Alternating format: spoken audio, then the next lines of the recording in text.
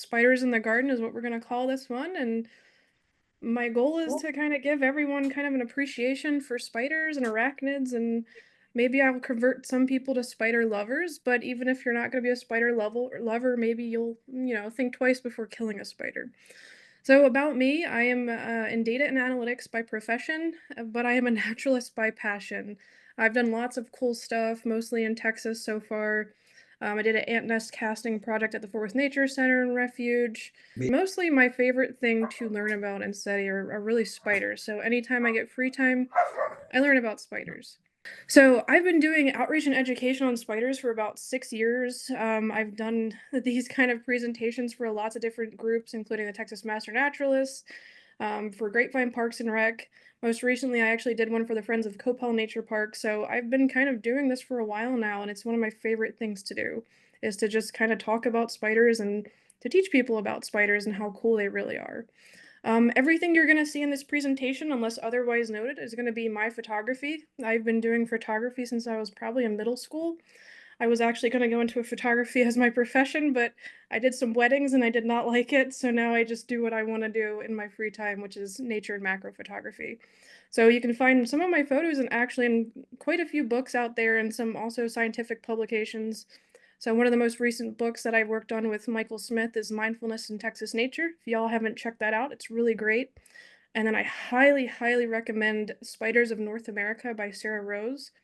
That is literally the best spider field guide ever created, in my opinion.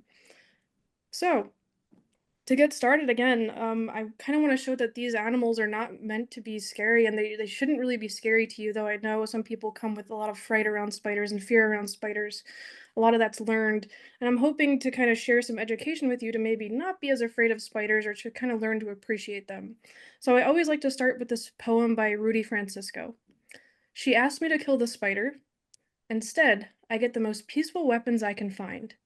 I take a cup and a napkin, I catch the spider, put it outside, and allow it to walk away.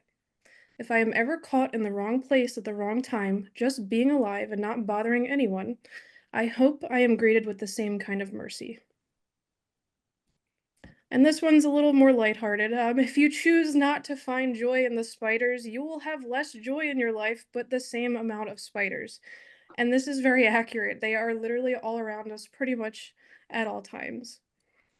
Now, before we get really deep into the spiders, I kind of want to make sure everyone has an understanding of the difference between a spider and an insect.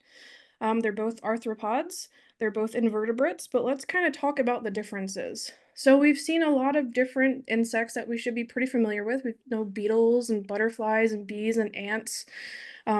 We have the syrphid flies, the hoverflies, the cuckoo bees and wasps, lots of cool insects. But I want to show you that spiders are also very diverse and very interesting and worth your attention. So let's get into kind of the differences that are pretty clear cut between insects and spiders. So first, insects have three main body parts. That's their head, the thorax, and the abdomen. And spiders, in comparison, have two main body segments. So it's kind of like a fusion of their head and the thorax. It's called the cephalothorax, and then they have the abdomen. Now, insects have 6 legs, you'll see, but also as when they're adults, they typically also have wings. Now, spiders have 8 legs, and luckily for us, they don't really have wings. So they're not just gonna kind of usually take off on their own and start flying around. They can do some flying in some situations, though. So spiders can actually do something called ballooning, where they actually stick out their abdomens, the back of their abdomens where the spinnerets are, and they let out a little bit of silk, and that silk actually catches on wind and electromagnetic currents, and it kind of carries the spiders a distance, and that's how they kind of move around at different locations. Now, that's only going to happen with very tiny spiders. I promise you, you're not going to see like the big yellow garden spiders just kind of floating around in the sky like that. That just doesn't happen. Gravity doesn't work that way. So anytime you hear about spiders ballooning, it's going to be very tiny, either juvenile spiders or very, very small species of spiders that will do that. So that's some of the big differences. The other differences you'll see are, insects have antennae. Spiders don't have antennae, but they do have two structures in the front of their faces that I'll kind of show you details of called pedipalps. And those are used for kind of the sensory feedback in their environment. And also their legs actually have a lot of different organs in them where they can sense the world around them. They have chemoreceptors and all kinds of stuff in their legs, and also trichobothria, or these long hairs where they can actually sense movement around them. So pretty cool. So quite a few differences between insects and spiders. And I'm going to kind of test you guys real quick to see if you can tell the difference between an insect and a spider. We're going to start off pretty easy. Do you guys know what this is? Do you think it's an insect or a spider? Insect. Okay, I'm glad I heard that. So that's indeed correct. This is a carpenter ant. It's a Camponotus species, so it's one of the carpenter ants. Now here's another one. Is this an insect or a spider? I want y'all to take a good look at this one. Spider, for sure. Yeah, this is a spider. So this is actually one of the ant mimic jumping spiders that are found actually right here in Texas. Um, this is tricky, so never trust an ant. So a lot of times these ant mimic jumping spiders, they move quite ant-like. And a lot of times the only time I'll notice them or actually find them is when I see what I think is an ant running around and then it jumps and then dangles. And I'm like, why is that ant dangling? It's because it's a spider. So these are really clever spiders. So they have 8 legs, as you can see, but they'll actually wave around a pair of their legs and mimic the antennae of the ants. And also, the body shape looks very ant-like.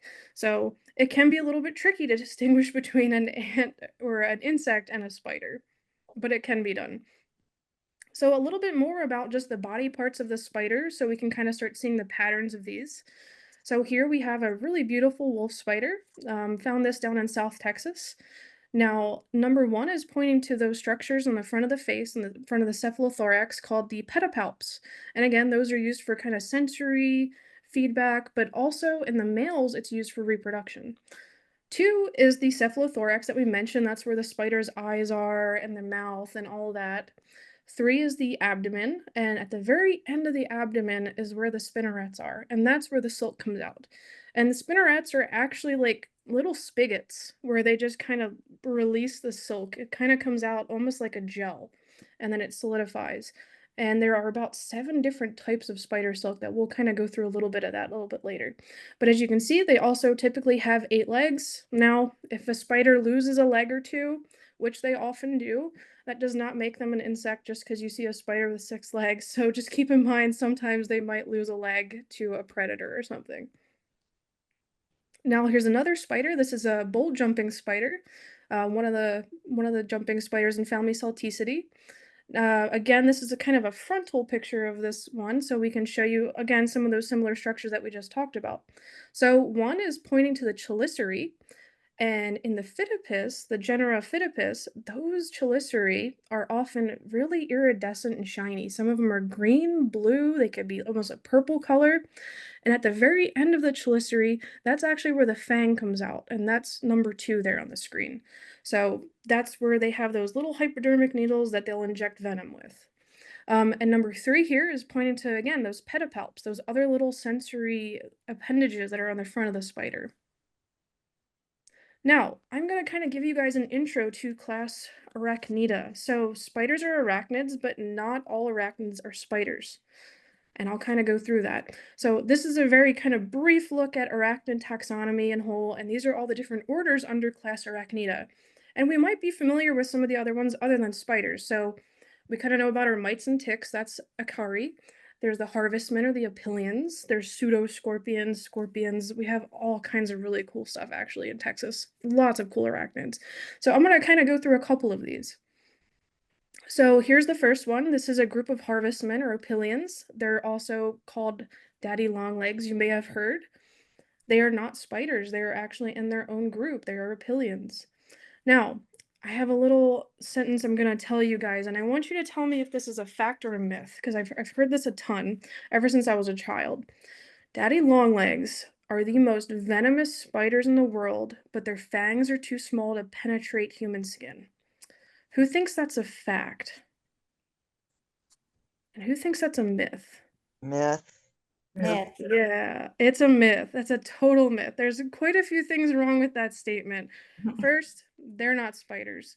They are an arachnid, but they are not spiders. They are their own opilion, their own order. So they have a fused body segment, as you can see here. So spiders have those two separate body segments. They have kind of a fused body segment. The other thing is they don't have fangs. They don't have venom glands at all. They're kind of like detritivores. So they'll eat a lot of like dead or decaying either plant or animal material, and sometimes they'll eat smaller insects and stuff like that if they can get a hold of them. But they don't have any venom, so they're totally harmless to humans. They just kind of bop around and do their thing. Here's one actually with a moth that it's eating, and it was a dead moth, so it was just kind of munching on this dead moth. But again, 8 legs, not a spider. Another one of the less favorable arachnids that we might not like as much are the ticks. So they parasitize us. They're parasites. They cause all kinds of problems. They carry some nasty diseases that we don't like.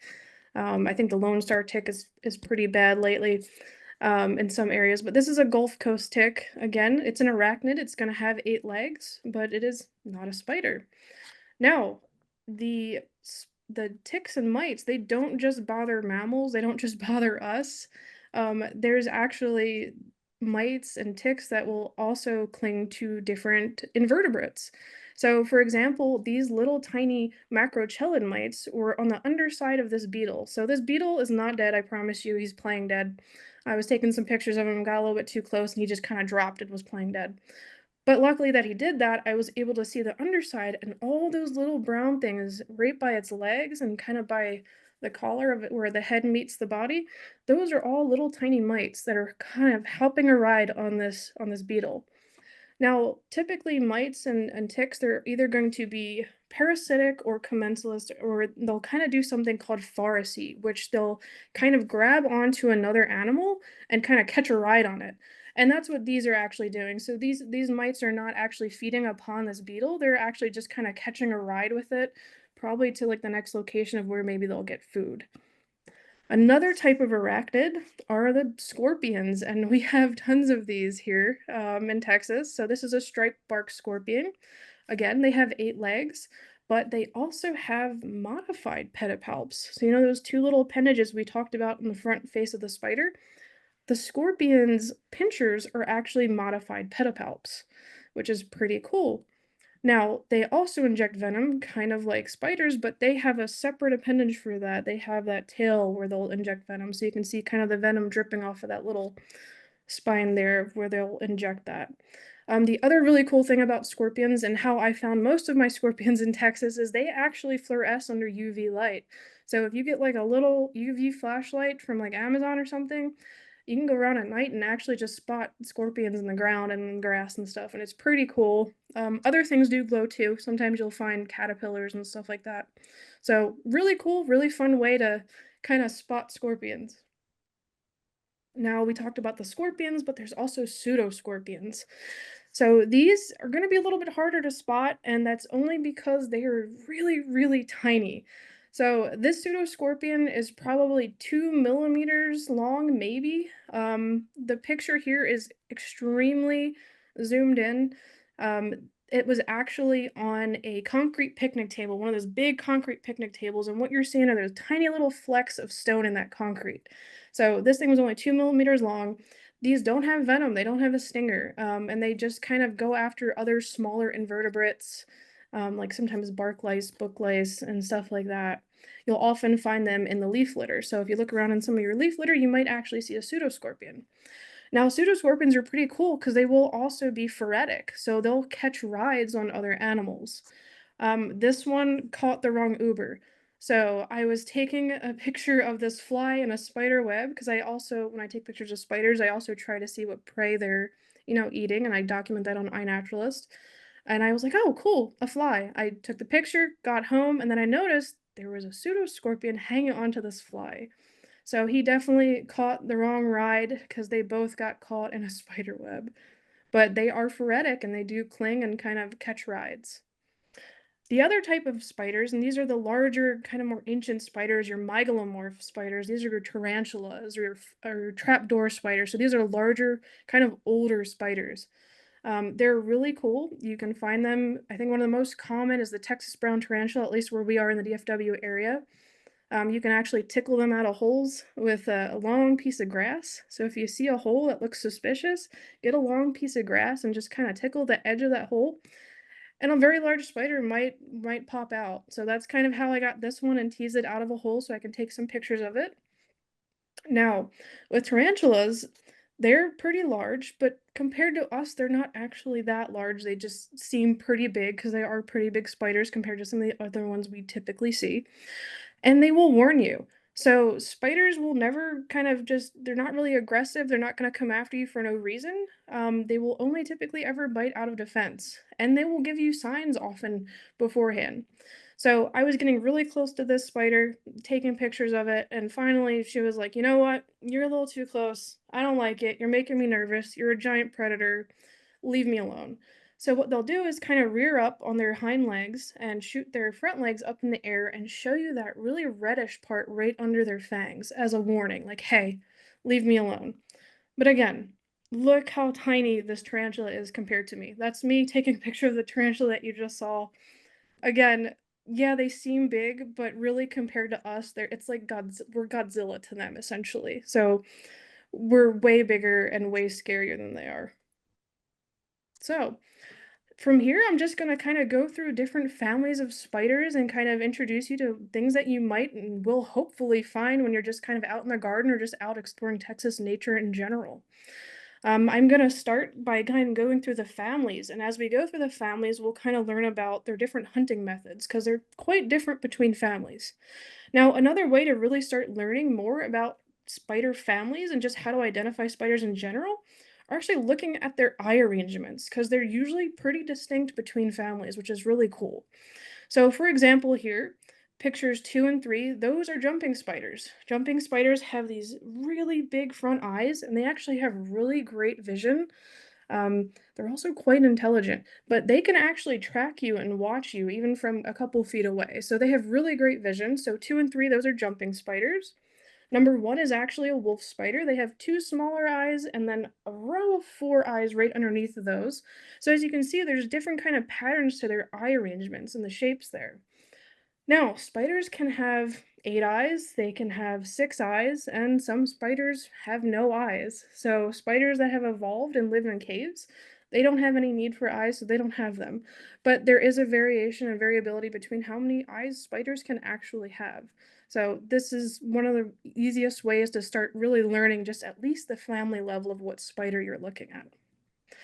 Now I'm going to start with the orb weaver spiders because they're typically the ones that we're most familiar with. So this is family Arachnidae, and this is a yellow garden spider. I think we were actually just talking about this right before the presentation. So it's pretty common sight down in Texas. They're very large orb weavers. And again, orb weavers have these big orb webs that they make that are just going to be usually pretty big. The smaller juveniles will have smaller orb webs, but they're going to be that typical kind of spider web shape that you're used to seeing. So family Arachnidae, your orb weavers. Now, to tell basically a female spider from a male spider apart, it's not actually that hard to do because there's a lot of dimorphism or differences between males and females. So that's sexual dimorphism. Now, on the left here, we have one of the female Archaeopterantias, or the female yellow garden spiders, and on the right, which you all might not have seen as much of, is a male Archaeopterantia. So they look quite different. The other thing that's really different between them is the size. So while I kind of zoomed in on the right picture on that male, and it looks big, he's actually only the size of maybe her head, so her cephalothorax. So he's maybe that long. So typically male spiders are going to be smaller than the females. If they are similar in size, they're still going to have morphometric differences. So a lot of times their abdomens are going to be kind of shrunk compared to their heads, unlike the females that are going to have much larger abdomens compared to their heads. So the other cool thing, and again, they make their webs out of silk, but these spiders also use their silk to make egg sacs. So this is one of the yellow garden spider egg sacs. They're very distinct. They're usually pretty big depending on how big the spider was that laid it. And you can usually tell it's an Archaeopterantia egg sac just by the way it looks and kind of where you find it. So they often have that kind of squiggly looking black stuff in there mixed in, and they suspend it not directly in the web, but somewhere off that's kind of safe and sheltered. So it's going to be about the time you should start seeing some of these egg sacs pop up if you haven't already. Now, the other cool thing about the yellow garden spiders is you'll see that really interesting kind of zigzag or zipper pattern in their web, and that's called the stabilimentum. And there's kind of a detail shot here in the middle that I took where you can really see the difference between like the thickness of the silk and everything that she spun. It's really cool. Now there is a little bit of we're not really sure what this is for yet. There's a couple different theories that scientists have about what this is used for. Some of them think it's to actually stabilize the web. Some of them think it might be to camouflage the spider to kind of break up their pattern so they're not, there for a predator. And some people think that it's there for visibility so that maybe a large bird doesn't fly into their web and cause them to have to keep keep rebuilding their webs. So it's still kind of up for debate, and I would love to know when we eventually have an answer of what that's for, but I think it's pretty cool. The other interesting part about that is when the spiders are younger, when these yellow garden spiders are younger, that stabilimentum is going to look quite different than when they're older. So this is a younger juvenile Argioperantia, and you can see on the left there, I didn't know that that's what that was at first. I took a picture, I just saw the web, and then luckily she kind of crawled back out, and I was like, oh, it's a juvenile yellow garden spider, and that's how I kind of knew that, okay, their stabilimentum actually changes as they get older. So as you can see, it went from being kind of more conglomerated and kind of in the middle to that zigzag that we're kind of used to seeing. So really cool spiders. I don't know if this video is gonna play, but this is actually a video of one of the very large yellow garden spider, and she was very pregnant, trying to recreate her stabilimentum. It was very early in the morning on the prairie, and I think she was maybe still tired because she was struggling to get her stabilimentum back into her web. But you can kind of see it's being pulled out of her spinnerets there, and that's how they do that. So they have a lot of control over their spinnerets and what they're doing in their web. It's really cool. Now, this is not an orb weaver, but this is something that you're very likely to find near one of the yellow garden spiders. So if you ever find a yellow garden spider web, I want you to look around the back side of that web and look for any strands that are kind of coming off perpendicularly from that web. Because oftentimes what you'll find are these Argyrodes species of spiders. They're called dewdropper robber spiders, and they're actually kleptoparasites. So they're little tiny spiders, like this is one in my hand, very tiny, and they will actually steal food from the yellow garden spiders. They'll go right into their web and try to steal their food from them as they catch it. So keep your eye out. They're beautiful little shiny, glistening little tiny spiders. So see if you can find some of those whenever you find the yellow garden spiders. Now, another type of orb weaver, and again, they're so diverse. There's so many different types of orb weavers out there. I'm only showing you guys like a fraction of how cool and how many there are. But this is called a basilica orb weaver. And I went years without ever actually finding an adult of this species. So I got super excited when I actually found this spider. They have a really cool looking abdomen. She's got like all kinds of oranges and yellows in there. And I thought she was gorgeous. But one way to know if you have them around is if you see their egg sacs. And again, a lot of times spider egg sacs are pretty distinctive, and you can almost tell down to the species what type of spider it is based on their egg sac. So anytime you see this little thread with a bunch of little balls, it could be one, it could be two, it could be five like there are here, those are basilica orb weaver egg sacs. So I used to find these all the time when I was walking around Capel in different areas in the parks, and I was like, what are those? Until I finally found an adult, and I finally kind of made the connection of, oh, okay, that's a basilica orb weaver egg sac, and there's probably tons of these around. So keep your eye out for those. Now, another family of spiders that also make orb webs, these are called the Tetragnathidae, or the long-jawed orb weavers. They're very long, as you can see. They're typically, I think they're also called stretch spiders. Some people call them that. But they're called long-jawed orb weavers because typically their chelicerae are a little bit longer than some of the other spiders you'll see. They're kind of extended there. And if they're in their web, they're pretty easy to see, but if they're not in their web, they are very hard to see because they try to stretch themselves out to not be seen along grasses and reeds. Now, you're often going to find these guys near water, so anytime you're near like a river or a creek or a pond, if you look kind of around the grasses there, you're very likely going to see a long-jawed orb weaver. And again, you might have to look hard if they're not actually in their webs. You'll typically start seeing them kind of make their webs near kind of sundown, maybe a little bit earlier. But if you look hard, you might actually be able to see them just on the grasses and reeds and some of the twigs and stuff around. They're also pretty smart. I was on a prairie and there was some gilgai in the prairie, that's those little water pockets. And a lot of the tetragnathids, or the long-jawed orb weavers, were making their webs just right over the surface of the water so that anything that flew into the water or tried to fly out of the water, like hatching insects, aquatic insects, is going to get stuck in their web. So pretty smart and pretty effective hunting strategies for the long-jawed orb weavers. Now, sometimes you're also going to find them in patches of flowers. So I always look at people taking their family photos and the flowers, and I'm like, I know it's in those flowers. And it's a lot of insects and it's a lot of spiders.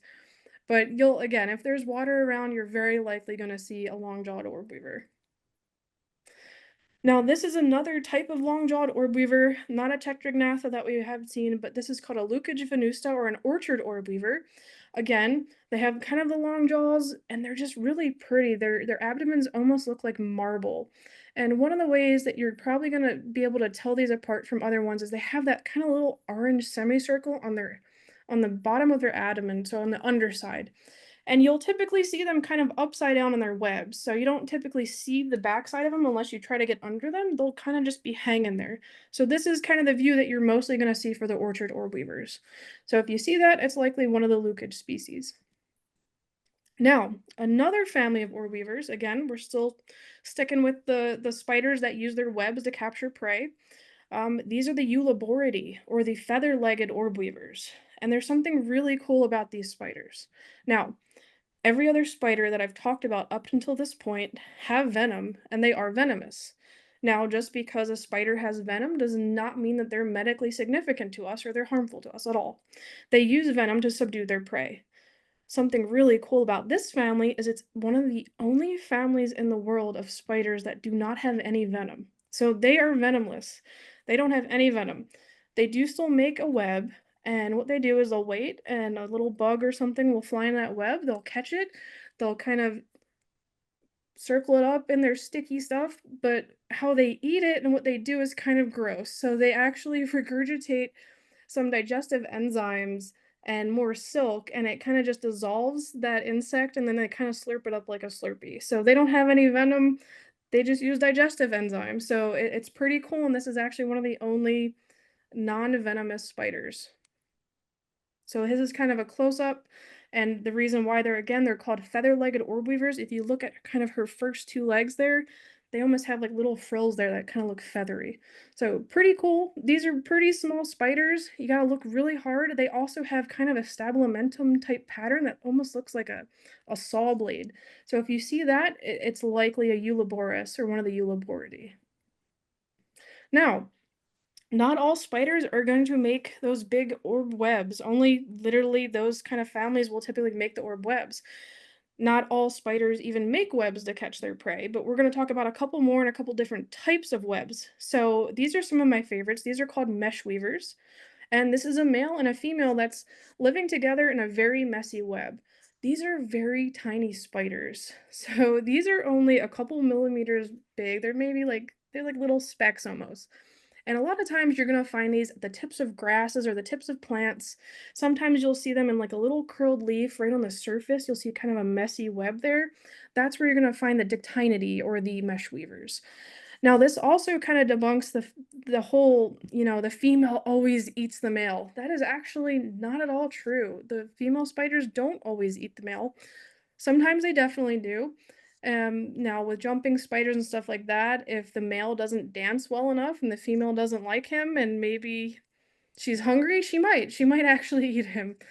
But there are also social spiders and spiders that live together, male and female, in the same web, and it's just normal. So as you can see here, the mesh weavers, this is a male and female living together in their very messy web. This is another picture of two mesh weavers, the females at the top and the males at the bottom. This is another way that you can kind of see the difference between the male and the female. So again, the female has a much larger abdomen there, and the male has kind of a smaller abdomen comparatively to his head size. But again, if you see the pedipalps on the front of that male spider on the bottom there, it almost looks like boxing gloves. So that's the modified pedipalps, and that's what they use for sperm depositing, the females.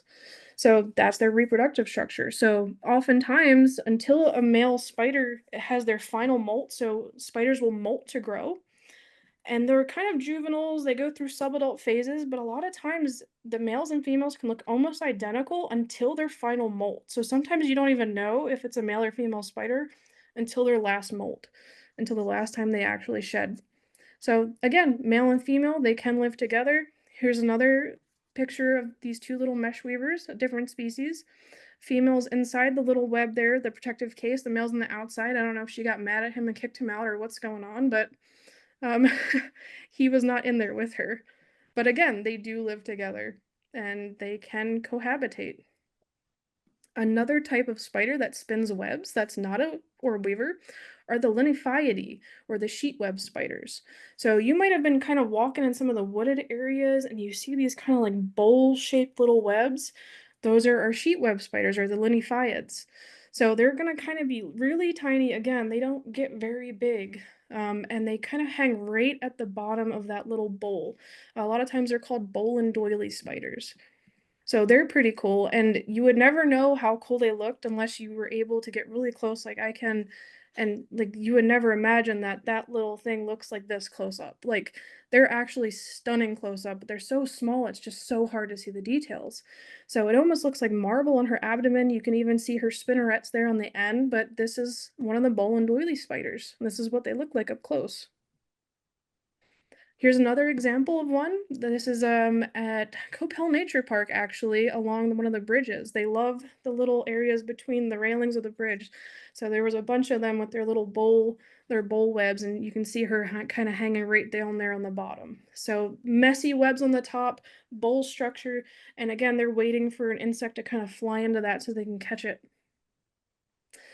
Now, another type of spider that's going to use a web are the funnel weaver spiders, family Agelenidae.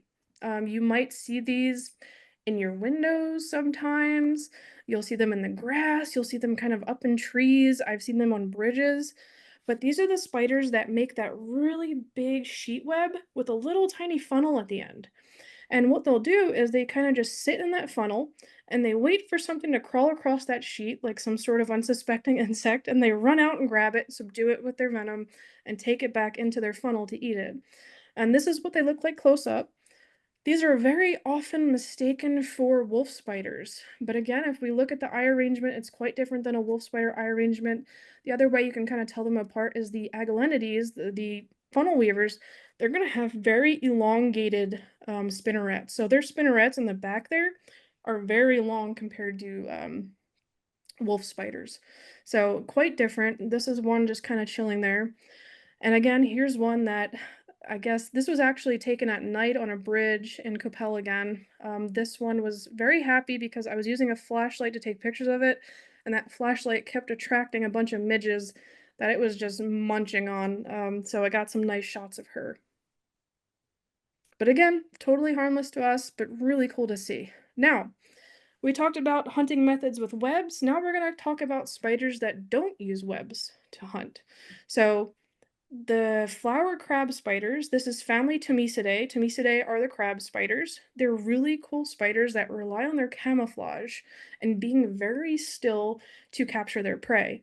Now, the flower crab spiders, as their name kind of implies, are going to be found on flowers, and typically the color of the spider will or should usually match the color of the flower that they're on, because that's going to give them their best chance to kind of blend in.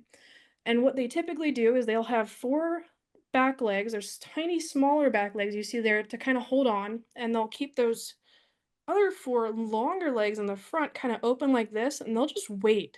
And they'll just wait for a pollinator or something to come to the flower, and then they just kind of grab it inject it with venom and subdue it, and then just kind of drink it like a Slurpee, because that's how they eat. They drink things like Slurpees. So again, this is one of the flowering crab spiders, and I just think they're such beautiful spiders, truly. And again, all different colors. So here's a white one on a very tiny flower, and it caught a very, very large fly. I was pretty proud of her. I think she's also pregnant because her abdomen is very distended. So again, very successful. She was hiding right there, waited for that fly to come in and then grabbed it, and she had a very nice big dinner. Now, again, there's a variety of crab spiders, especially in Texas. There's so many of them. There's the flowering ones, but there's also ground crab spiders and bark crab spiders. So they're all going to blend into a different substrate that they belong in. So ground crab spiders typically do better in the substrate and in the leaf litter than they will be on like a flower or a leaf. And the reason that I found this one is because it was walking on a green leaf and I was able to see it. So again, you can see those kind of big long arms, and they're just ambush predators. They're just going to sit there and wait for something to come by and then grab it and eat it. Now, there's also active predators. So there's some spiders that will just actively keep hunting for prey. Wolf spiders are some of those. So family Lycosidae, those are the wolf spiders. And there are hundreds of different species of wolf spiders. A lot still just haven't even been described. They're very variable, and the size variation of wolf spiders is just amazing, especially in Texas. There's species that are itty bitty like this, and there's some of the larger Tigrosa and Hogna species that are a good couple inches in body length, which is pretty cool to see. They're almost as big as tarantulas, some of them. So again, they're going to be active hunters. They're going to be kind of running around on the ground or in different areas, sometimes on trees, and actively hunting for their prey. Two of the most easily identifiable wolf spiders are your rabid wolf spider, that's Rabidosa rabida, that's this one here. You can identify this one by kind of the two stripes going down the cephalothorax, and then that dark stripe on the abdomen that has chevrons in it. So that's your Rabidosa rabida or rabid wolf spider.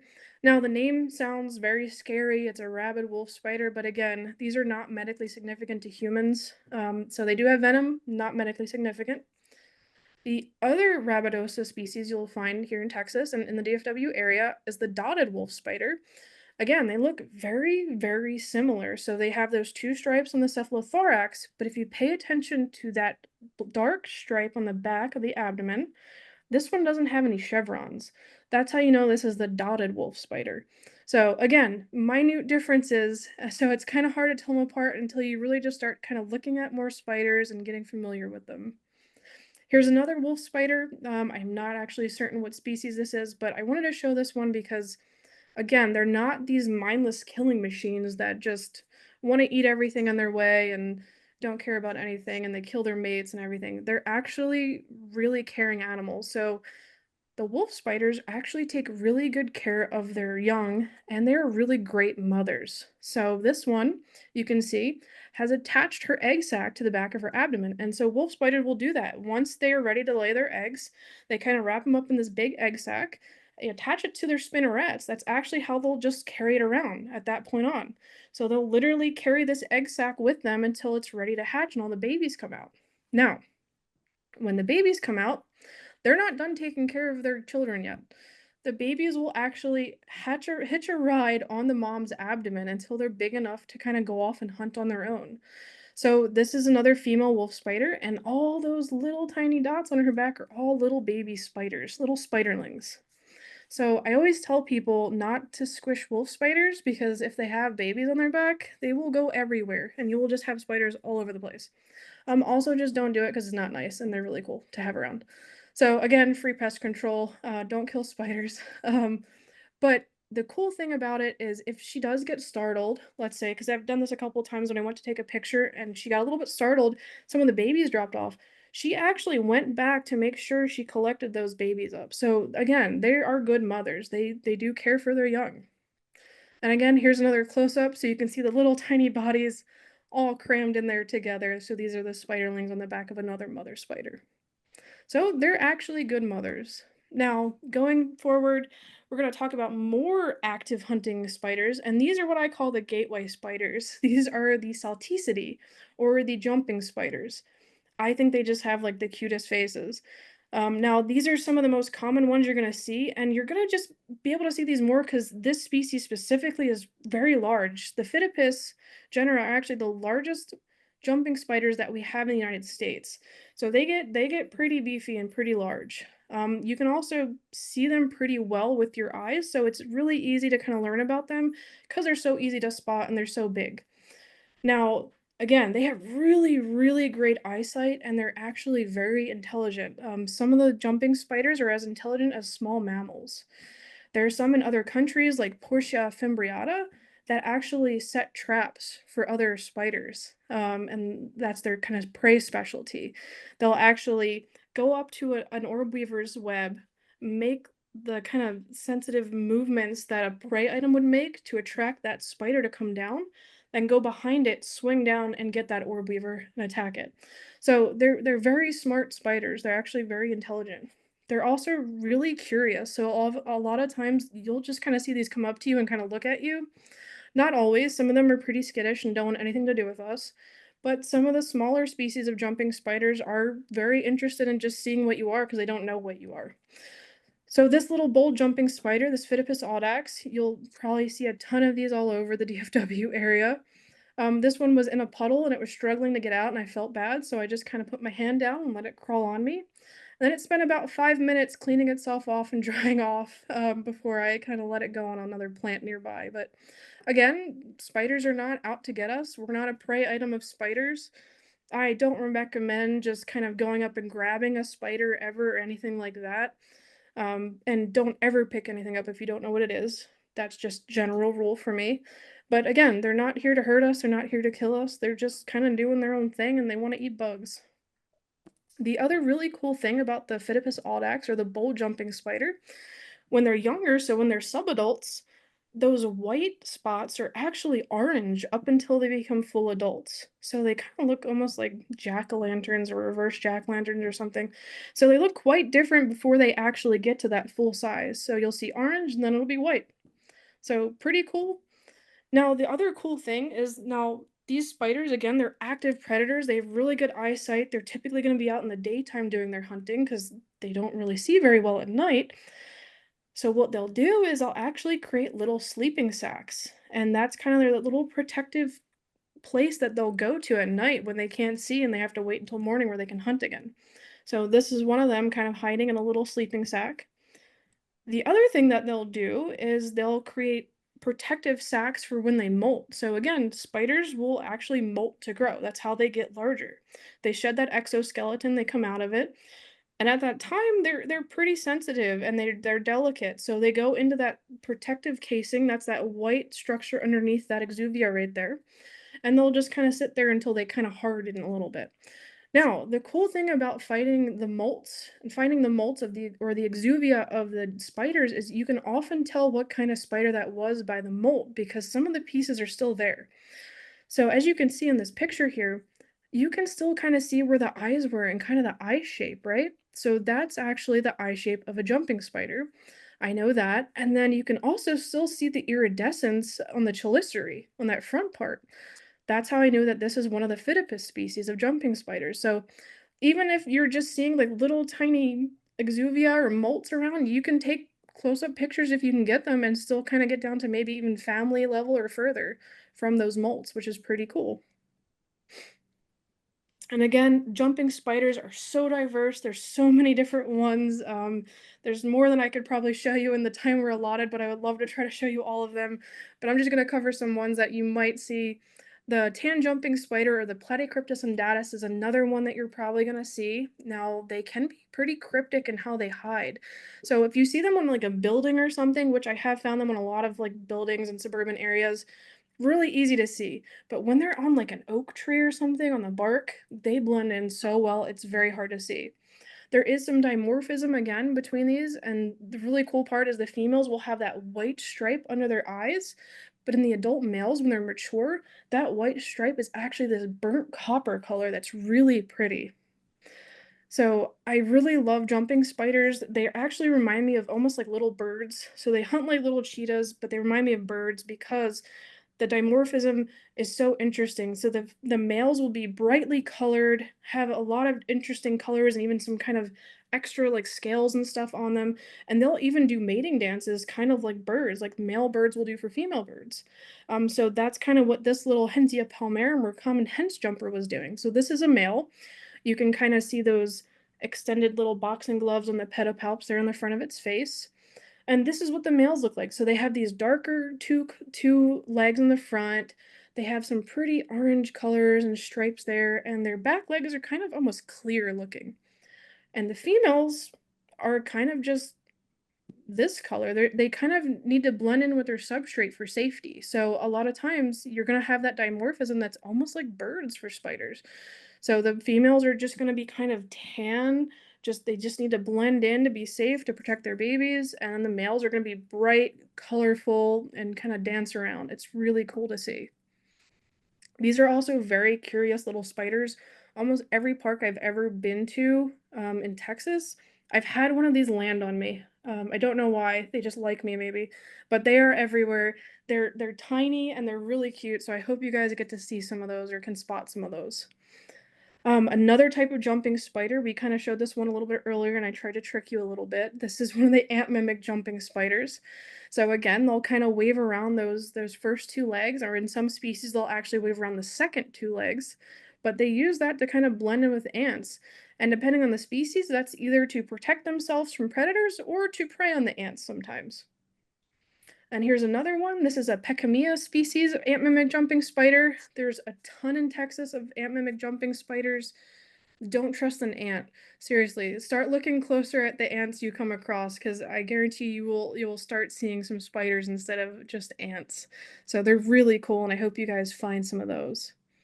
Here's a video of one, and you can kind of see it waving around those second pair of legs a little bit there, kind of mimicking antennae a little bit. Hopefully this video is playing for you guys. If not, I apologize. All right. Another type of really cool spider are our lynx spiders, or family Oxyopidae. And you guys might have seen these because the green lynx spider specifically, Pusidia viridans, they get very large, and you'll find them often on some of those brightly colored yellow flowers, like some of the larger sunflowers. Really cool spiders.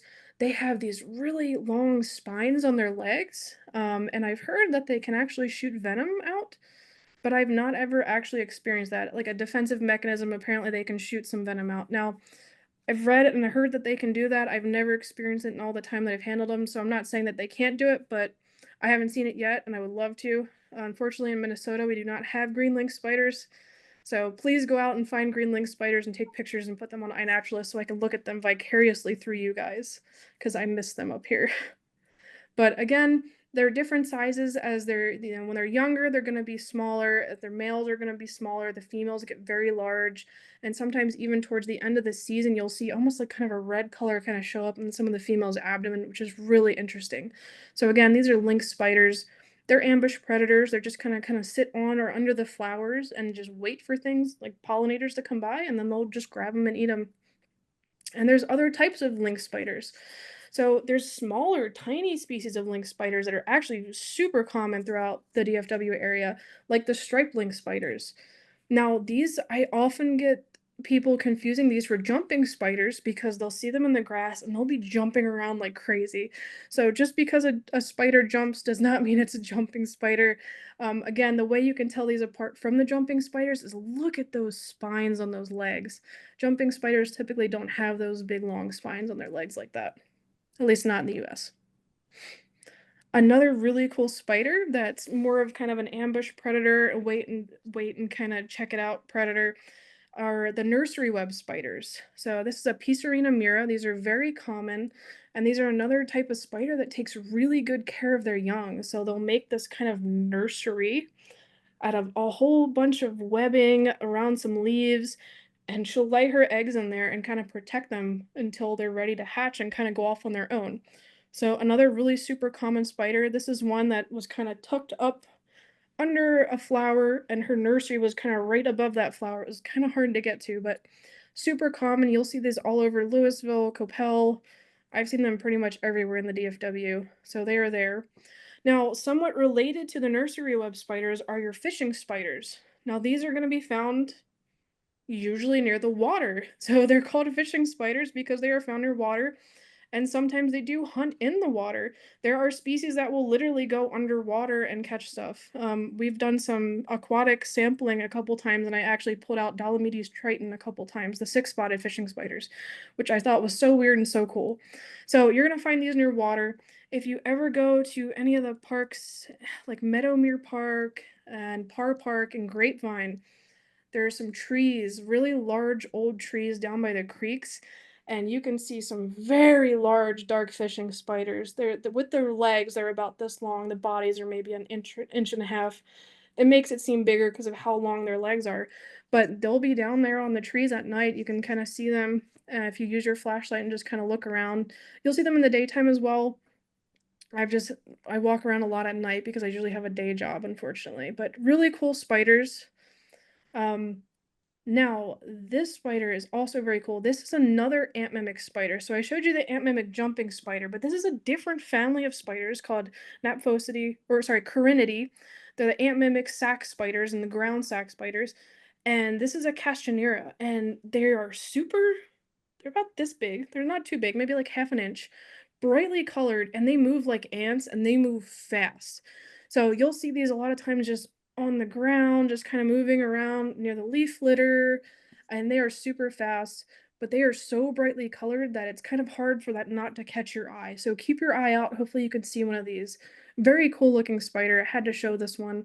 And again, there's multiple species of Castanera in the DFW area, and they all have really cool patterns and coloring. So try to find some of those if you can. Now, why are spiders good? Why are they important? Why should we care about spiders? Well, I always call them free pest control. This is a Cytodes species, a spitting spider, eating a roach, a cockroach. That's what they do. So spiders are in the food web, and they are not only predators, but they are also prey for things. And we'll kind of get into what eats spiders. But these are typically nocturnal spiders. So they're only going to be kind of active at night. I find these a lot around like bridges and near water, but kind of underneath the railings. And that's kind of where they'll be hiding. And they're really cool because they're called spitting spiders because they actually spit out this glob of like silky stickiness. And as you can see kind of on that cockroach's leg, that's what that spider did and how it caught that cockroach. It actually spit that sticky, like silky substance out and caught that cockroach and then subdued it with venom. So really cool spiders.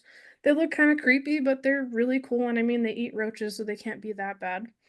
But again, spiders are a really great source of pest control. I would always love seeing the spiders in my garden. This was one little bolt jumping spider that was eating a sharpshooter off of one of my zucchini plants, I think it was, or could have been my okra plant, I don't remember. But they're great to have around, not just in your garden, but just around the house in general. They're just great to have because they're going to eat the things that you really don't want in your house and what you don't want in your garden. Um, I'm originally from the Northeast, and I don't know if you guys have heard about the spotted lanternflies, but there's now cases where people are starting to see the native spiders eating the spotted lanternflies. So they do great biological control just kind of naturally. So really great to have around. If you don't like carpenter ants, there's even a species of cobweb spider that specializes on ants, that likes to eat ants. So this is one of my favorite types of spiders. It's a Euryopus species.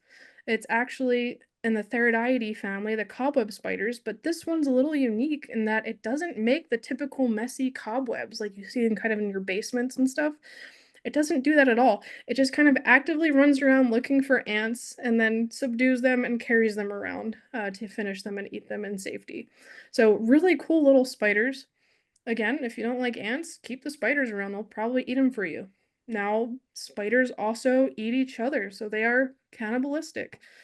I think this was a little Eris species, a female Eris species, or it could be a subadult male based on the pedipalps there, preying upon a little Hensia species. So again, fair game. If it's small enough for it to kind of take out and be able to take out, it's gonna eat that. They're just kind of going by what they see in front of them. So it does happen where spiders will eat each other. Same species, different species. It's just all part of it. So this is one of the crab spiders, kind of we talked about earlier, eating one of my favorite spiders, that Euryopus species little cobweb spider. So the one we just saw carrying around that ant, this one got unfortunately caught by this crab spider and taken out. So cannibalism happens. It's just all part of the food web. Now, there are also things that eat spiders aside from other spiders. So they're a great food source for birds, for snakes, for a lot of different things. So they're super important in the ecological web and just to have around in general. One of the really cool things I like to watch and the interactions between are wasps and spiders. So there are spider wasps that predate specifically on spiders. And what they do was they'll look for these spiders, they'll sting them and essentially paralyze the spider. So the spider's still alive.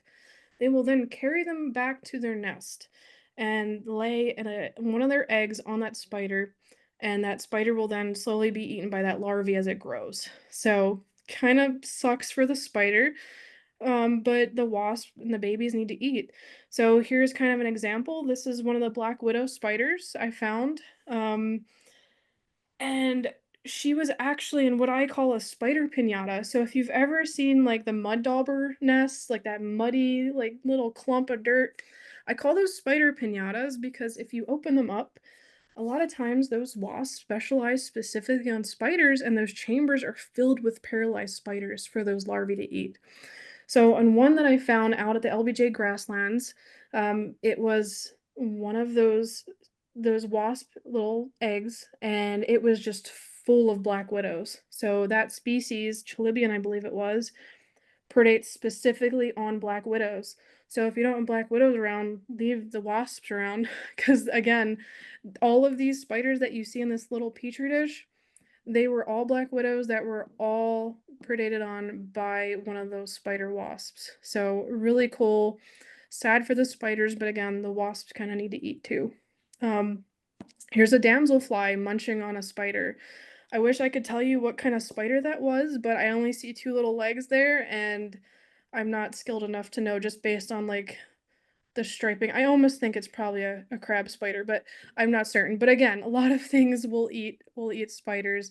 I have a suspicion that since damselflies and dragonflies are typically aerial predators, this spider was probably hanging on on one of its little silk threads and got caught that way. This is not my picture, though I really wish it was my picture. This is a rough green snake eating a Trichonephila species orb weaver. So again, they're really great food sources for a lot of different animals, including our snakes. So really important to have around. Now, the last piece here, I am going to talk about medically significant spiders. Everything else we've seen up until this point are not medically significant. They have venom, except for that Euloboridae, those feather-legged orb weavers. They all have venom, but they were not medically significant. Now I'm going to talk specifically about the medically significant spiders, or the do not touch spiders, unless you're me. So one of those are the brown recluse. So Loxosceles reclusa. These are brown recluse spiders that you might have heard. Now, as the name implies, these spiders are actually very reclusive, and they do not want to be found by us. They do not want to be seen by us. They don't want anything to do with us, and all bites are accidental. So again, they don't prey on us, but if we're, maybe not being as careful, like maybe we leave our shoes outside and we stick our foot in it without checking, there could be a spider there, and that might be when that spider bites us. So typically these spiders are only going to bite when they feel pressure and they feel like they're going to be harmed. So it's out of defense. They're not going to just bite you for no reason. So again, a lot of times that happens is we're not checking our clothes. Maybe we put something on, or we're reaching somewhere, like maybe in our shed, and it's kind of dark and there's a lot of piles of stuff in there. We're not looking, and we accidentally kind of lean on one. That's typically when you're going to be at risk for being bitten by one of these spiders. Otherwise, again, they're not trying to get you. They're not coming out of their way to get you. Now, as you can see in this picture, though, with the brown recluse, they have that kind of fiddle shape. So you've heard of that. They have that fiddle shape on their head, and they do have that. So here's another one. This is another Loxosceles species. You can also see kind of that fiddle shape. They also have 6 eyes. So 2 pairs, 2, 4, 6. So they have 6 eyes. They have long, kind of spindly legs. They have some little bit of hairiness, but not too many big spikes on their legs or anything like that. And then their abdomens are just pretty kind of plain brownish gray color, not really anything special. This is another close-up of the face of a brown recluse, so you can see kind of those eyes.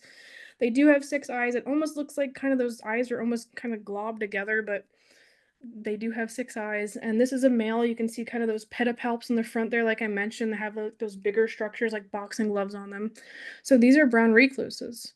Now, this is the range of the brown recluse. Anywhere you see in red, that's the brown recluse. In Texas, we actually have, I think, 4 or 5 species of recluses. We have Loxosceles blanda, Devia down in the south, Apacheia, and I believe there's also some Mediterranean recluses that people have been kind of finding around. So the interesting thing here is that I've heard stories from so many people outside of these ranges that said they have been bitten by brown recluses, and I promise you, they have not.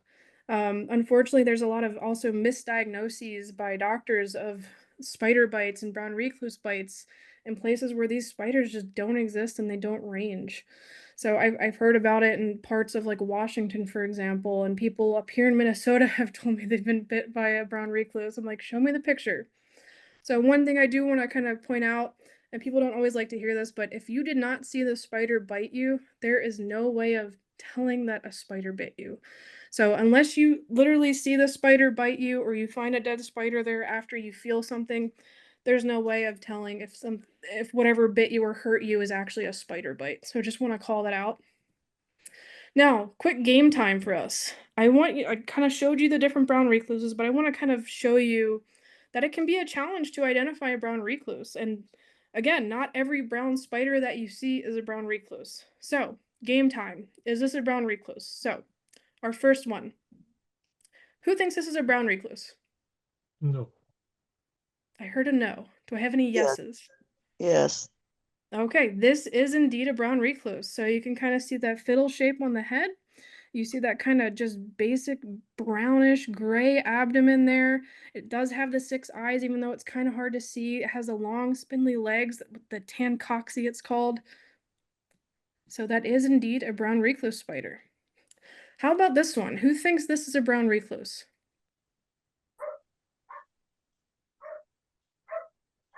No. No.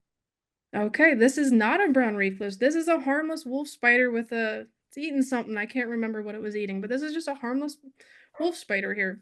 So not a brown recluse. All right, what about this one? Who thinks this is a brown recluse? That's not right. No. Yeah, this is not a brown recluse. So this is a Fulcidae, or one of the cellar spiders. It does have 6 eyes. It does have some interesting patterning there on the cephalothorax that not quite like a fiddle, but it also has long spindly legs, but it is not a brown recluse at all. So the other thing with the cellar spiders, you'll find these kind of in dark areas. They have those long legs. They're also sometimes called daddy long legs, and that's my problem with common names, is so many different common names can be applied to different animals. So harvestmen, like we talked about earlier, are called daddy long legs. I've heard people call cellar spiders daddy long legs, and in other parts of the country, people even will call crane flies daddy long legs. So I try to be more specific when I'm talking about animals like this, and I'll call them cellar spiders because that's more of a colloquial acceptable term for them. So just wanted to point that out there, how common names can sometimes be a little bit deceptive and confusing. So again, cellar spider family Fulcidae. How about this one? Who thinks this one is a brown recluse? Yes.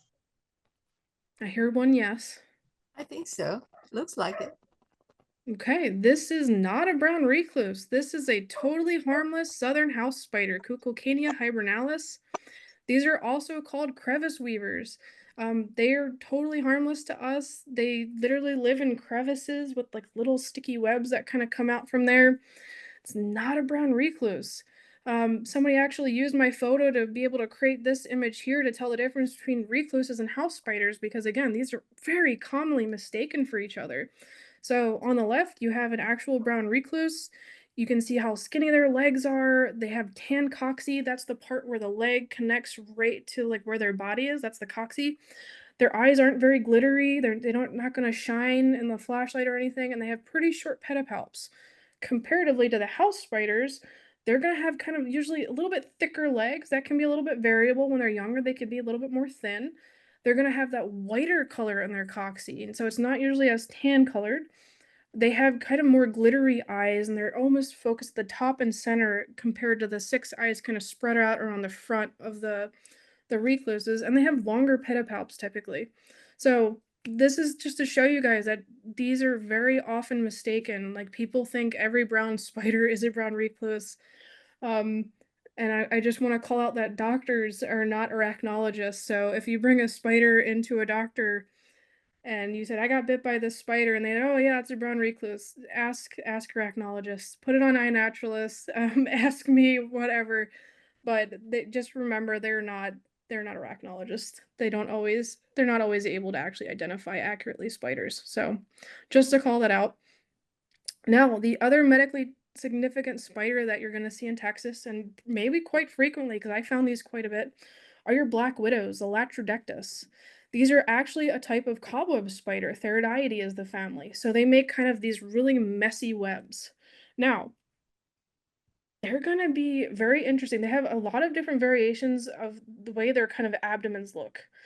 So this one, it has a really black, shiny abdomen with red stripes, right? This is a northern black widow. We have about 4 species that occur in Texas.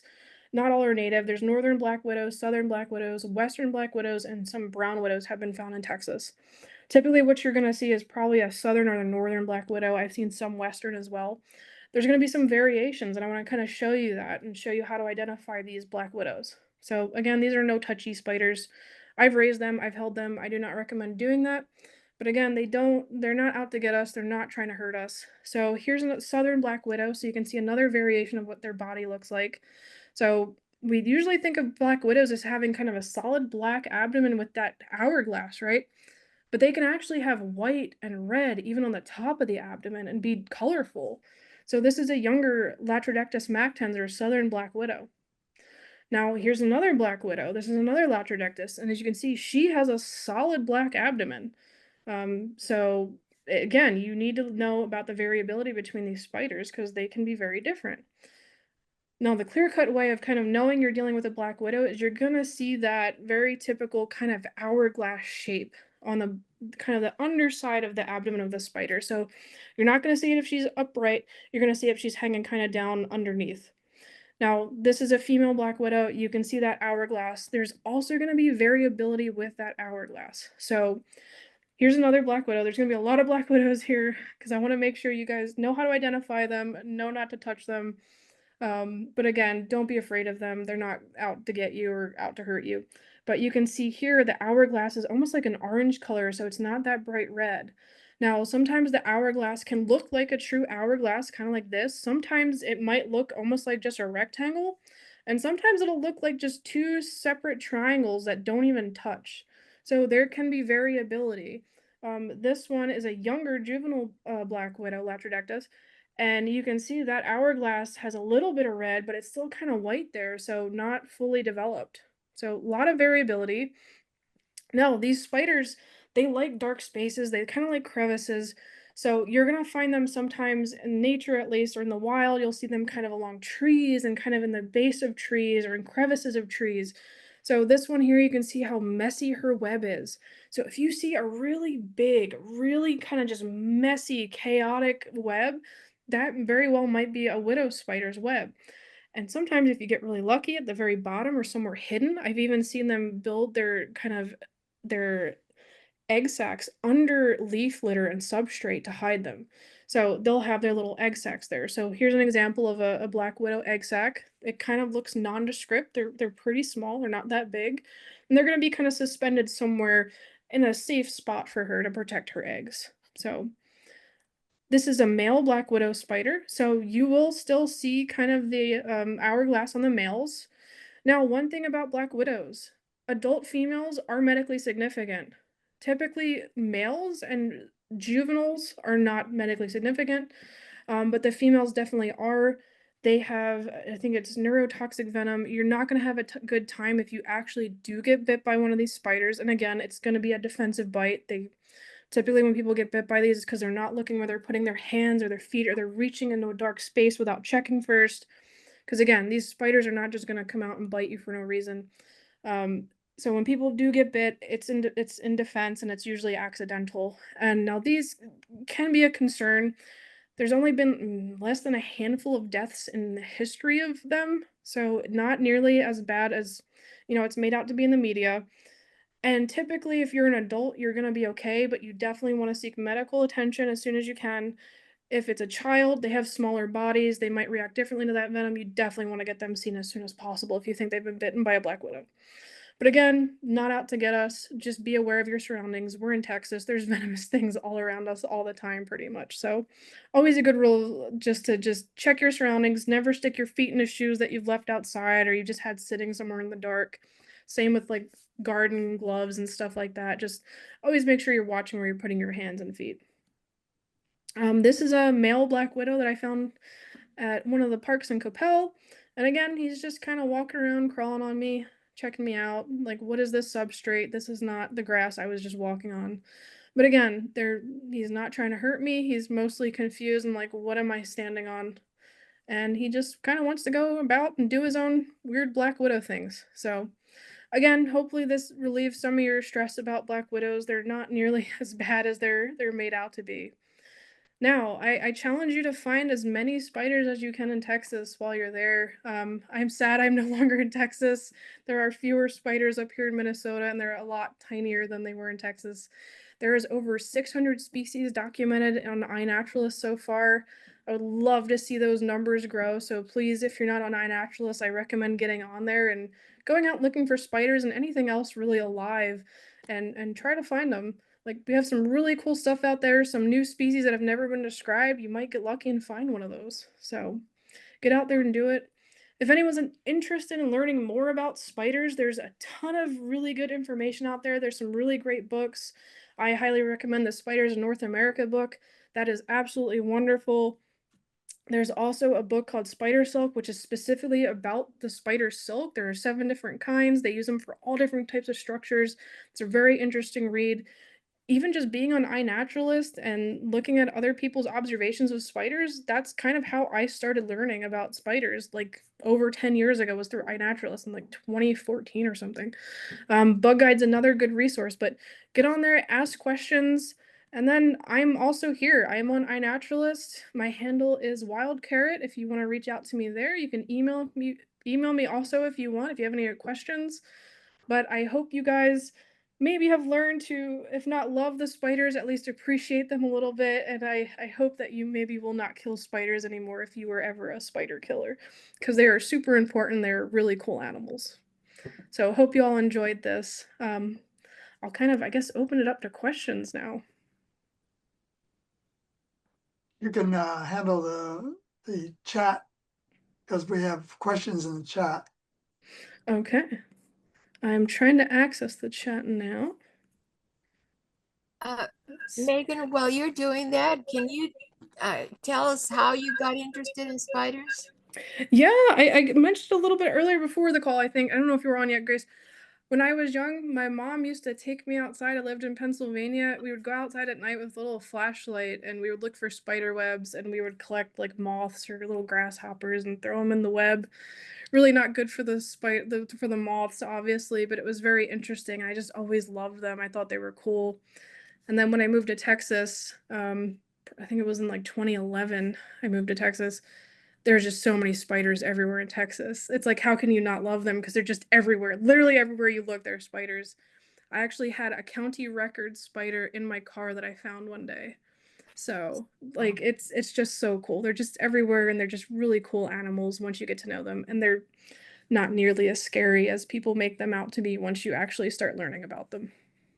Well, you can say the same thing about moths and Yeah. Beetles and all kinds of things. But Yeah. anyway, it's whatever. Yeah, it's been wonderful. Also, there are some questions there, but I'm really interested in your photography setup. What do you use for those? I have a I don't think I actually have it down here with me, unfortunately. I have a specialty set up specifically for macro photography. So my lens only does magnifications of 1 to 5 magnification. And I use a Canon. So it's a Canon MPE 65mm, which I don't think they even make anymore. And then I use a for my macro photography, I use a Canon 5D Mark IV, so it's one of the older Canon DSLRs. So it requires specialized lighting. I didn't have kids, so I got photography equipment because it was either kids or photography equipment. I understand that very well. Yeah. So Well, that's what I use. If anyone's ever interested in learning more about photography or just maybe using your phone a little bit better, I'm also now an iNaturalist ambassador. So if anyone wants to learn more about iNaturalist, please reach out to me. I'm happy to help and kind of share tips and tricks for photography, iNaturalist, spiders, whatever y'all need. so what are you going to do next? It's I don't know. not I'm up like an here in Minnesota. overachiever. I'm up here in Minnesota, and I'm actually doing some presentations locally. I did some at the Landscape Arboretum here at the local nature center. I've done some presentations. So I'm trying to get more people up here using iNaturalist. We're not as competitive as DFW is for like the City Nature Challenge and everything up here. So I'm trying to kick that into high gear up in Minnesota so we can You compete. go get him, girl. I'm Yeah. trying. Sometimes it's still snowing in April, so we'll see how that goes. Oh, well, So it takes I'm gonna tough go through people like some. like like you are and me maybe. Yeah. I'm Not gonna for go cold though. through some of the questions in the chat real quick. So, does the female orb weaver eat her mate after mating? Sometimes, not always. So, if she's really hungry and he's in the wrong place after mating, she might get him, but not always. Sometimes they're fine. And for orb weavers, sometimes there will be multiple males in the web trying to mate with her. So, it's whoever kind of gets to her first sometimes. So, sometimes, not always. Let's see. Is there a typical clutch size? Like how many eggs, or does it depend on It the size of? varies. It Yeah. varies by spider. So you saw with the wolf spider how many little babies were kind of in that egg sac, and the same thing. It varies by species. There could be hundreds. There could be a dozen or two. It just depends on the species of spider. I have one question about the life cycle. Are they born as spiders and then they just undergo molds to grow? They call them larvae. They kind of look like little blobs with little legs when they very first come out of their eggs. And then they kind of get bigger and bigger and molt and get larger and look like the normal spiders we're used to seeing. So they do have kind of instars as they grow, and I can't remember exactly how many until they're fully adults, but that might also be variable by species. But they start as little kind of blobs and then they turn into spiders. Megan, I've never did seen you this. Yeah. did you say it? I just missed it. Is it just the female that of the web, the ones who make webs, is it just the female that does it? Or do males, some males do? Males sometimes do make webs as well. It's not just the females. It depends on the species usually. Sometimes the interesting thing about male and female spiders is a lot of times females will live a lot longer than males, and that is also variable by species. So you'll have spiders that can live, maybe a female will live 2 years, but the male's only going to live maybe one season or like half a year because they're a lot of times they just kind of exist to mate and then they kind of die for the males. So it kind of Part of depends. life. Okay, thank you. Yeah. Is there a typical life cycle? There is, and I can probably post something in it was in my presentation, but I couldn't see my notes, unfortunately. But there is a life cycle of spiders that I'd be happy to kind of post that here for folks if you want to learn more about that I in do, detail. please. Yeah. Yes. Yes, and of course I won't learn by just looking at it. So it's nice to have the reference source. Yeah. Let me go ahead and post something in the chat real quick. I haven't gotten to add this to my slide deck yet, but thank you for reminding me because I do. So it's eggs, egg sac, spiderlings, adult, but there's like instars in between where they're going to molt to grow. So they're subadults typically. And then they're finally their adult phase, and that's when they can, and they are sexually mature and they can reproduce at that point.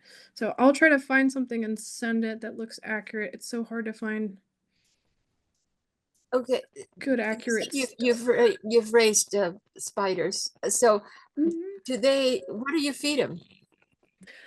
It depends on what I have on hand. So if they're really tiny, I would typically get fruit fly colonies. So you keep the fruit flies alive for a while. They have stuff that they eat in the bottom, and they're called flightless fruit flies, even though if they're there long enough and live long enough, they somehow develop the ability to fly again after a time. But I'll throw a couple of those in there, and that's what they'll eat if they're smaller spiders. If they're bigger spiders, I have to get more creative, so I'll create like little funnel traps to try to catch bigger flies and stuff like that. Sometimes I'll just sweep net out in the yard if I can find like plant bugs and other bugs that they'll eat. So it depends on the size of the spider that I'm keeping and what they prefer. And again, if I have a spider that has a prey preference, like those Euryopus spiders, they kind of only predate on ants. I have to make sure that I go collect some ants for that spider because they won't really always eat everything else. So Okay. Do they drink or is it just the juices? yeah, if you Okay. ever see a spider and it looks like its abdomen is kind of caving in, that means that spider is probably dehydrated. And what you can do is if you get a Q-tip and you get some water on that Q-tip and hold it up to that spider, they'll actually come over and drink that water. So when I keep spiders, I always make sure I have a little cotton cloth at the bottom where I keep water in there at all times. So even if they're not eating right away, they have water that's accessible to them. Now that is really good information. Yeah. I had no idea. I thought they were just the juices, They mostly do, but if they're dehydrated or say like there's been drought years in Texas where I've seen a lot of dehydrated spiders, if I collect them, I give them water and a Q-tip and they drink it because they need something. So, Megan, what kind of environment do you keep your spiders in?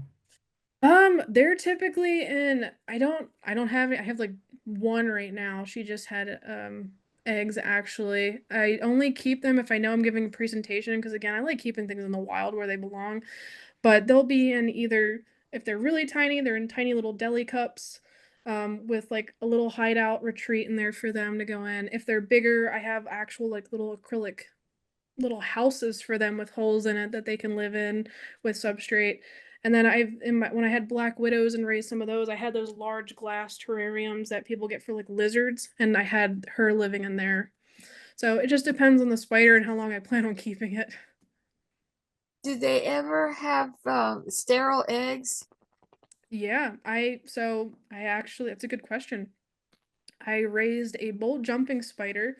I found it when it was like this big, out in one of the nature parks I went to, and took it home to see what it would become, and it ended up becoming a bolt jumping spider, so a Phidippus audax.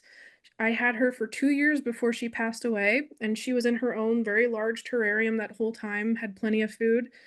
She never got to interact with a male spider, but she did lay some just egg sacs in there, which I was kind of shocked. I was like, are they gonna hatch? Did somebody sneak in there and I just didn't know it? But they never hatched. She just kind of laid the eggs with nothing in them. Oh, how sad. Yeah, it was.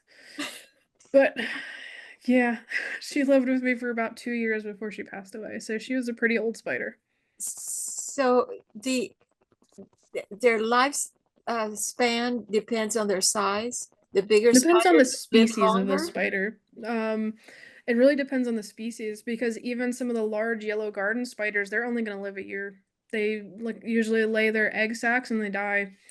So it really depends on the species of spider. So jumping spiders, people have them now as pets. You can actually buy them at a lot of pet stores. They can live a couple years. Um, and some of the smaller species probably could live a little bit longer. I don't know if anyone's actually testing it out or keeping them to see how long they can keep them. Maybe some of the arachnologists, but it just depends on the species really. Now tarantulas, the mygalomorph spiders, they do live quite a bit longer. I think upwards of some of them can be in like 10, 20 years depending on the species. No. I don't know as much about the tarantulas as I do about the little guys though. Do you have a favorite?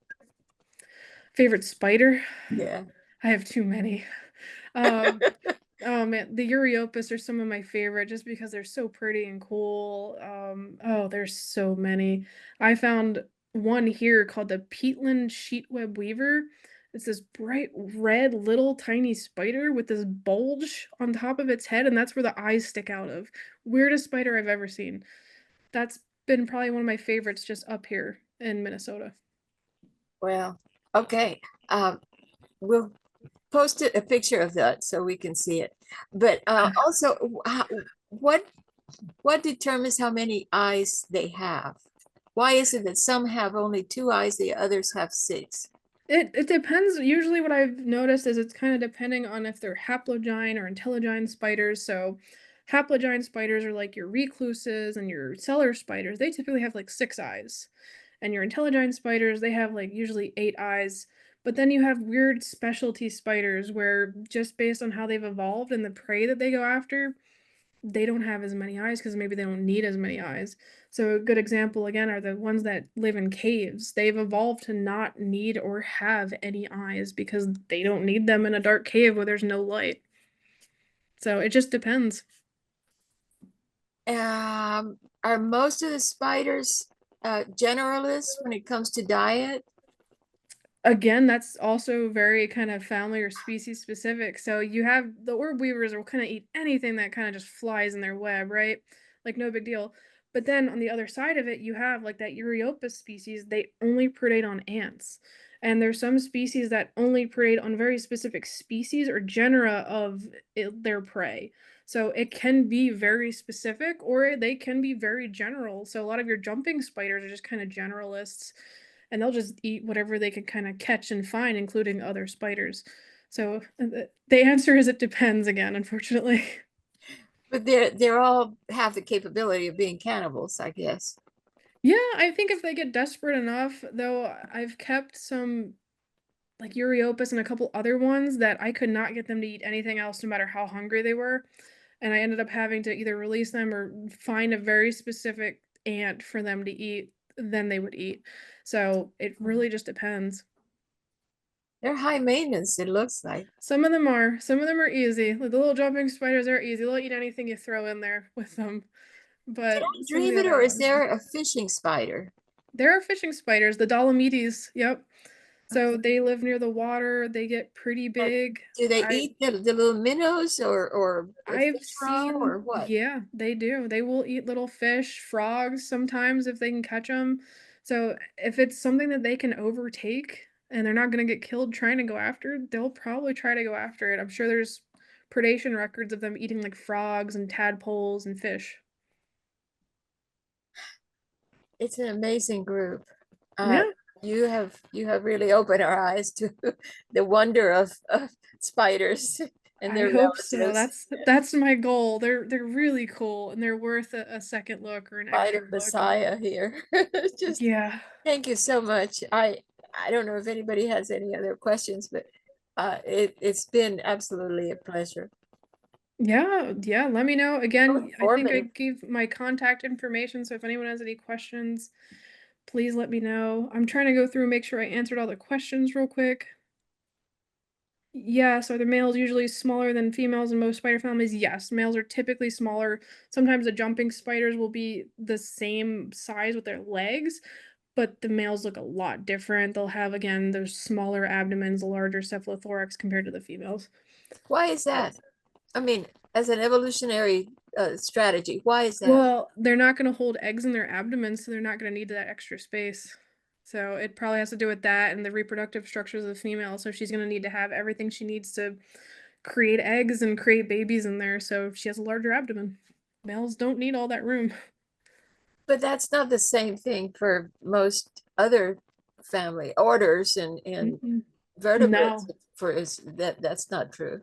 It's Nope, just for the some things it opposite. is, for others it's not, but for spiders that's typically that the males are smaller or at least different looking than the females. And some of the differences in the size is pretty substantial where you have a female like this and the male's like this. Yeah. It also could be maybe because if they're smaller, they're more successful at getting away and not getting eaten by the female if she's hungry. So I don't know if that's something to do with it. There might be some good research articles out there that maybe I need to read a little bit more about to find that out, but good questions. I think we're getting Amazing pretty group. close to the end of our Zoom. So if anybody has any final questions? Yeah. This is Annabelle. I wanted to mention that Megan is going to talk again on October 21st. She'll be a guest of the Friends of Sherry Capehart Nature. And I've put a link in the chat to how to find the Zoom meeting then. So I hope you all will join us. We'll be back. I'll have a list of questions. Yeah, come with questions. I'm always learning and reading more about spiders, so I usually learn more each week. So you're a great source of information. Thank you I again, try. Meghan. I'm glad y'all Really enjoyed good, it. Megan. Thank you so much. Yeah, thank you for having me. Appreciate it. Fascinating. Great. Thanks all. Have a good We would- night. We would clap if it was easy. Yes. Thank you too, from Annabelle too. again. Thank you. Thank you all. Have a good night. You Bye-bye. too. Thank you, dear.